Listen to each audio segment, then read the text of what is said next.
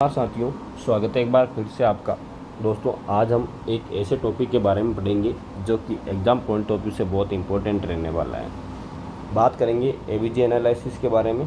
दोस्तों, ABG analysis से related हर एक नर्सिंग कॉम्पिटिटिव एग्ज़ाम में क्वेश्चन पूछे जाते हैं। सबसे पहले हम एबीजी एंड वीबीजी में डिफरेंस समझेंगे।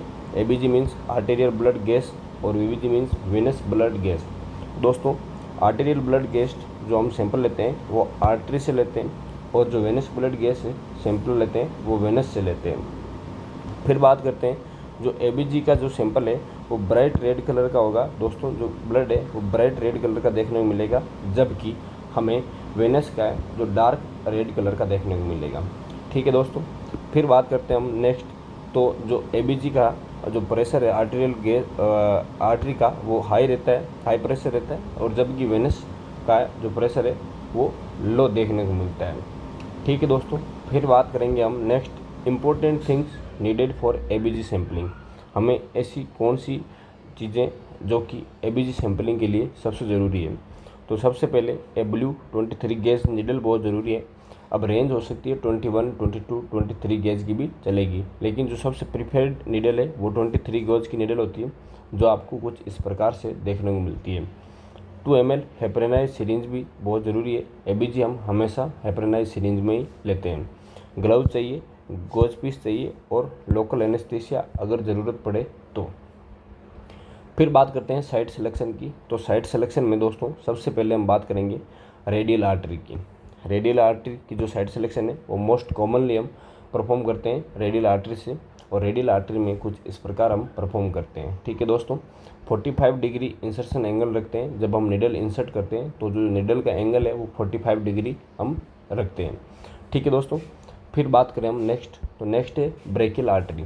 ब्रेकियल आर्टरी का जो इंसर्शन एंगल है वो 60 से 90 डिग्री का हम रखते हैं, और ब्रेकियल आर्टरी को सबसे पहले हम पाल्पेट करते हैं, एंड देन हम पाल्पेट करने के बाद में 60 डिग्री या 90 डिग्री एंगल पर सिरिंज को इंसर्ट करते हैं।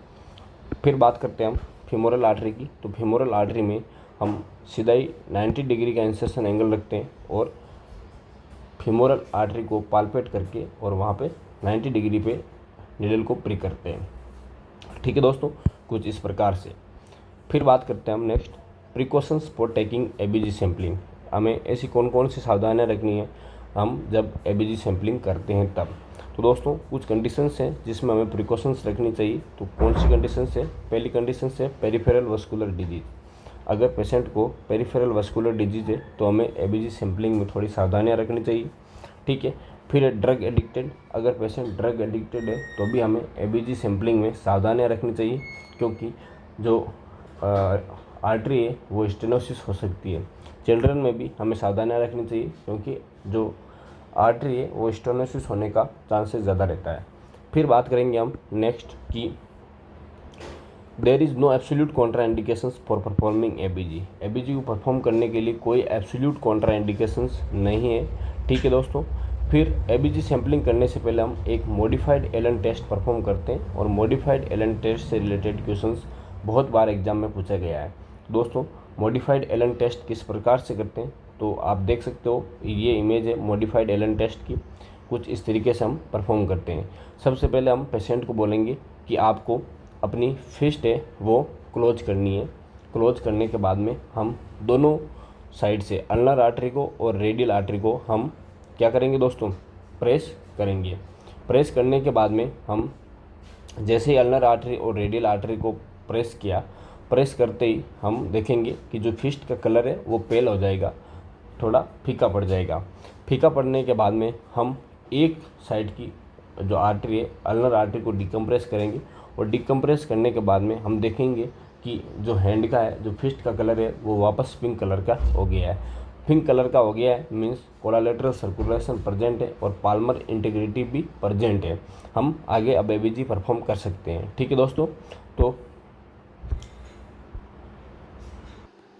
बात करते हैं अब advantage of modified Allen test की। मॉडिफाइड एलन टेस्ट का एडवांटेज क्या है कि हम पाल्मर इंटीग्रिटी का पता लगा सकते हैं कि मेंटेन है या नहीं है, या फिर हम कोलालेटरल सर्कुलेशंस वर्किंग कर रहा है या नहीं कर रहा है, इसका भी हम मॉडिफाइड एलन टेस्ट से पता लगा सकते हैं। ठीक है दोस्तों। अब बात करते हैं हम एबीजी सैम्पलिंग प्रोसीजर किस प्रकार से करते हैं उसके बारे में। एबीजी सैम्पलिंग प्रोसीजर सिंपल है। हम सबसे पहले एक्सटेंड करेंगे जो मरीज़ की जो रिस्ट है जो उसको एक्सटेंड कराएंगे। फिर हम लोकेट करेंगे रेडियल आर्टरी को हम पाल्पेट करेंगे। फिर हम परफॉर्म करेंगे मॉडिफाइड एलन टेस्ट। ठीक है दोस्तों, मॉडिफाइड एलन टेस्ट परफॉर्म करने के बाद में हम सैंपल लेंगे और सैंपल लेने के बाद में हम जहाँ पे हमने प्रिक किया वहाँ पे उस साइड को हम थोड़ी देर से फ्रेमली प्रेस करके रहेंगे, कहीं ब्लीडिंग ना हो उसको रोकने के लिए। फिर हम नीडल को डिस्कार्ड कर देंगे और send sample immediately with packed ice. ठीक है दोस्तों, हम पैक्ड आइस के साथ जो सैंपल है उसको हम सेंड कर देंगे।